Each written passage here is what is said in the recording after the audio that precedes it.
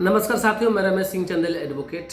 आज ऐसे तो मैं क्रिमिनल प्रैक्टिस करता हूँ, लेकिन जब मैं अपने जजेज को देखा कि एक ही जज और दोनों केस में सुनवाई करते हैं, सिविल केस में भी करते हैं, क्रिमिनल केस में भी करते हैं और दोनों केस का ऑर्डर पारित करते हैं, तो इससे मुझे प्रेरणा मिली कि जब हमारे जज क्रिमिनल और सिविल दोनों देख सकते हैं तो मैं क्यों नहीं।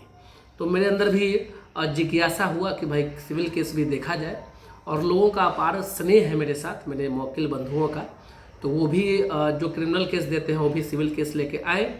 तो सिविल केस भी मैं किया तो मुझे मालूम चला कि क्रिमिनल से बहुत आसान है सिविल। एक हुआ है सिविल सिविल सिविल, बड़े वकील, लेकिन ऐसा कुछ नहीं है। तो सिविल केस भी मैं करना शुरू किया और आज परिस्थिति है कि मैं करीब 50 से 100 तक टाइटल सूट खुद लिखा हूँ, पार्टीशन सूट लिखता हूँ, बहस करता हूँ, सिविल केसेस में भी खूब बहस करता हूँ। ये हमारे जिम्मेदार जी हैं, बड़ा विश्वसनीय लोग हैं मेरे। तो ये इनका मोटेशन जो है 10 धुर जमीन का मोटेशन सीओ साहब खारिज कर दिए थे।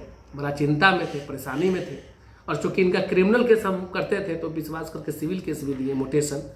तो इनका जो है इस वीडियो के बनाने का उद्देश्य दो चीज़ है। पहला नंबर वो एक कि लोग कहते हैं कि सीओ साहब रिजेक्ट कर दिए मोटेशन तो डीसीएलआर साहब के यहाँ से तुरंत हो जाएगा, तो तुरंत नहीं होता है, समय लगता है, लेकिन हो जाता है।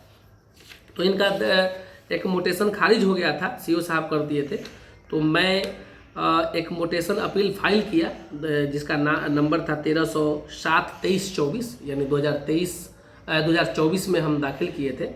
तो दाखिल किए थे और लगभग एक साल बाद फाइनली इनका डिग्री आ गया है। 6 तारीख को हम ये मुकदमा जीत चुके हैं, और इसी के साथ एक और मोटेशन अपील जीते थे।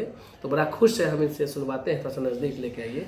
कि जिमदार जी, आपका पहले नाम बताइए, पहले क्या नाम है आपका? मेरा नाम जिमदार महतो। घर कहाँ हुआ आपका? घर तिरसिया। अच्छा, तो क्या मोटेशन क्या हुआ था आपका?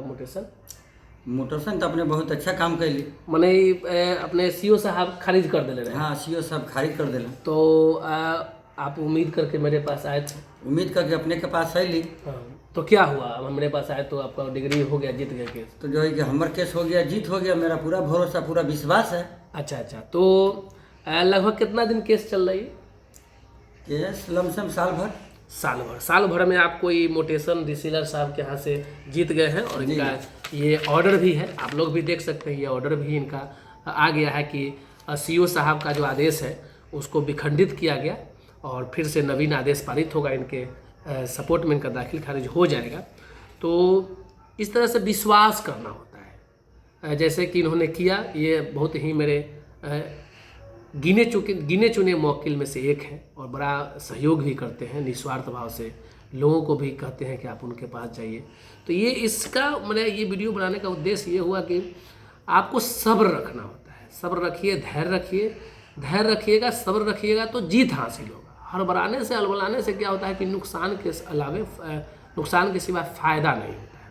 तो आज ये केस हम जीते हैं मोटेशन अपील का, और इसी के साथ अपना विजय अभियान को बरकरार रखे हुए आप लोग इसी अपना स्नेह बनाए रखिए। फिर मैं दूसरे वीडियो में नया मुकदमा के साथ आपके पास आऊँगा। लेकिन एक चीज़, सीओ साहब का आदेश अंतिम आदेश नहीं होता है। यदि सीओ या कर्मचारी बहुत पैसा मांग रहा है, 50,000 लाख रुपया मांग रहा है, तो देने की ज़रूरत नहीं है, उसका मन भर जाएगा।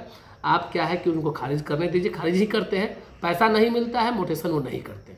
मैं खुद देखा हूँ, इसका मैं खुद उदाहरण हूँ कि सीओ साहब को पैसा अगर नहीं दिया जाए तो कुछ भी ऑब्जेक्शन लगा के, चौहद्दी में नहीं है, चौहद्दी गलत है, पोजीशन में नहीं है, इस कुछ भी नाम नहीं मिल रहा है, कुछ भी लगाकर खारिज उनके द्वारा कर दिया जाता है। इसके बारे में तमाम वरीय पदाधिकारी को मालूम है कि सीओ को पैसा नहीं मिलता है तो होने वाला मोटेशन भी वो नहीं करता है।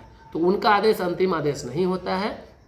मोटेशन में आइए, मोटेशन में समय लगता है लेकिन जीत होता है। धन्यवाद।